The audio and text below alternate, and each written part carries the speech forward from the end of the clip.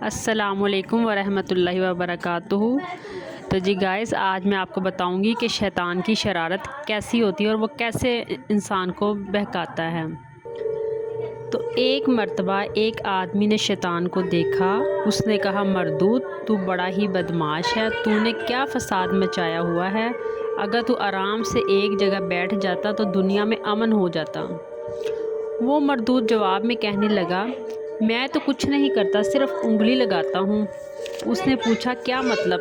شیطان کہنے لگا، ابھی دیکھنا۔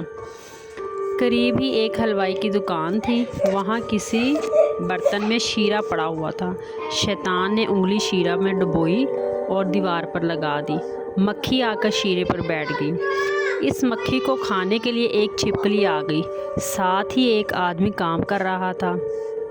اس نے چھپکلی کو دیکھا تو اس نے جوتا اٹھا کر چھپکلی کو مارا۔